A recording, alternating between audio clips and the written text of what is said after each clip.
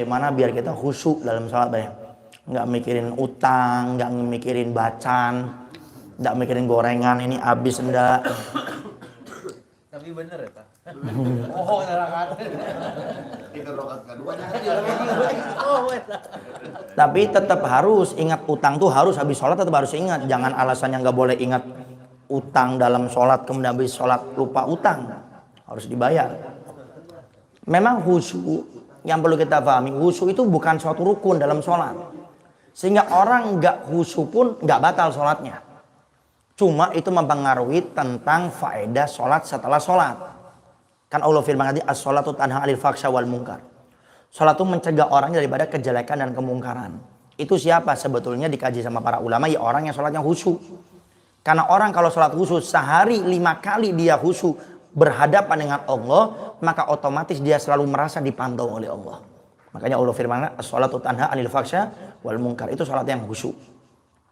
Sehingga orang kalau sholatnya tidak khusyuk biasanya ada pertanyaan, Ustaz kenapa ya saya sholatnya itu rajin tapi kok masih suka melakukan sesuatu yang dilarang sama Allah. Itu biasanya bukan sholatnya yang salah, cuma kita yang sholatnya tidak khusyuk. Nah sekarang bagaimana agar kita bisa khusyuk dalam sholat? Khusyuk itu memang berat ya. Dulu Nabi pernah buat sayembara. Kata Nabi, siapa di antara kalian yang sholatnya bisa khusyuk akan saya kasih hadiah. Di antara 2 rida ini, sorban. Yang biasa dipakai ustadz atau kiai ulama di sini nih ya, sorban ya, rida. Antara yang merah atau yang hijau, kata Nabi. Udah. Semua sahabat nyoba, wahai Rasul saya, kenapa pengen dapat ridanya Nabi? Kayak kemarin contoh Habib Segabah Harun, melelang ridanya. Sampai orang membeli harganya 50 juta kan waktu itu. Nah akhirnya sahabat Nabi semuanya mencoba. Khusyuk, tidak ya Rasul, khusyuk, tidak ya. Nggak ada yang ngebodohin Nabi, nggak ada yang berani. Ya. Nggak tahu kalau Abah Igo hidup zaman Nabi, berani nggak bohongin Nabi. Sehingga semua sahabat jujur, nggak ada yang khusyuk, nggak bisa.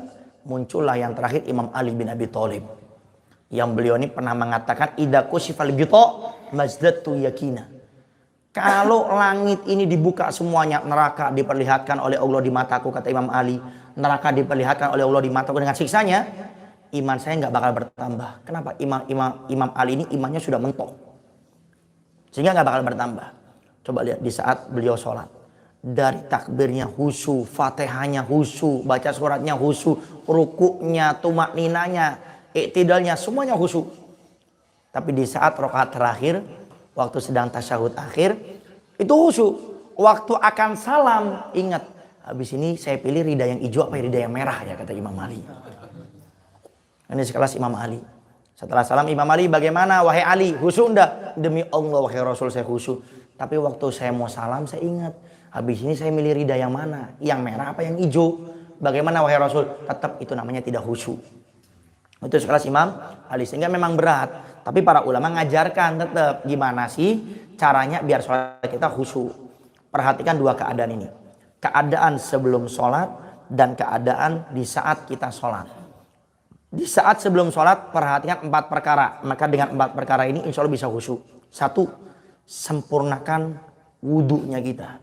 Artinya sunnah-sunnahnya itu dikerjakan. Karena dikatakan di kitab Fawaidul Mukhtarah yang pernah Al-Faqir baca, orang yang menyempurnakan wudhunya maka sholatnya akan disempurnakan oleh Allah. Artinya diberikan kekhusyuan. Kalau wudhu kan cuma 6 rukunnya. Tapi sunnah-sunnahnya kan banyak. Contoh sebelum kita berwudhu baca basmalah, baca ta'awud, a'udzubillahi minasyaitonirrajim. Sebelum berwudhu kayak tadi pakai siwak. Kemudian setiap berwudhu 3 kali basuhannya, ya. Sunnah-sunnahnya itu dikerjakan. Maka sholatnya akan diberikan khusyuk oleh Allah. Yang kedua, jangan terburu-buru kalau mau ngerjakan sholat. Karena sudah komat dari rumah lari, sampai ke sana Allahu Akbar. Ya nggak bakal khusyuk, ngos-ngosan. Bahkan makruh kata para ulama sholat kalau terburu-buru. Nah kemudian yang ketiga caranya adalah lupakan segala sesuatu yang berurusan dengan dunia, fokus akan menghadap Allah. Lupakan kayak tadi masalah gorengan, utang, sedang ribut sama tetangga, itu lupakan dulu. Makanya kenapa takbir itu ke belakang, nggak pernah ke depan. Pernah lihat ada orang takbir ke depan tangannya? Kayak gini, Allahu Akbar. Pernah lihat? Nggak ada, kamu sih takbir gimana? Allah, kan ke belakang. ya kan? Allahu Akbar. Ke belakang pasti, ditarik ke belakang. Kenapa? Karena itu perumpamaan bagaimana semua urusan dunia dilempar ke belakang semuanya. Jadi artinya dilupakan. Biar kita khusyuk. Makanya Habib Rizik bahkan pernah menjelaskan kenapa kalau takbir itu dibawa seperti ini. Itu dijelaskan panjang lebar oleh beliau, luar biasa. Pak Al-Fakir mungkin baru dengar itu, luar biasa. Diterangkan panjang lebar oleh beliau. Karena orang yang kayak gini apa? Orang seperti apa? Tawanan. Tawanan itu apa? Gak punya apa-apa. Nunduk sama orang yang menawannya. Sehingga orang bertakbir kenapa kok disunahkan seperti ini. Nah kalau takbir itu kalau bisa ya sejajar seperti ini. Seperti orang yang ditawan itu loh. Yang angkat tangan seperti ini. Karena menunjukkan kita ini orang yang makhluk yang sangat rendah di hadapan Allah Subhanahu wa Ta'ala. Sehingga lupakan segala sesuatu urusan dunia. Fokus akan menghadap Allah. Yang keempat, yang terakhir sebelum sholat itu adalah berdoa. Sebelum sholat kita doa. Makanya sunnah sebelum kita takbir baca surah An-Nas. Sunnah Qul a'udzu birabbin nas. Tapi sampai akhir ya. Ya bahaya, jangan cuma baca Qul a'udzu birabbin nas Allahu akbar. Enggak, sampai terakhir. Qul a'udzu birabbin nas sampai akhir ayat. Itu sunnah sebelum takbir. Karena di antara faedah orang yang membaca surah An-Nas akan dijauhkan daripada was-wasnya syaitan. Makanya dalam ayat tersebut dikatakan oleh Allah yuwaswisu fi sudurin nas. Aku berlindung kepadamu ya Allah di saat was-was ini akan muncul. Termasuk juga di saat kita berdoa minta sama Allah agar diberikan kehusuan. Ini 4 cara sebelum kita sholat. Satu saja di saat kita sedang sholat. Apa itu? Fokus dengan apa yang kita baca.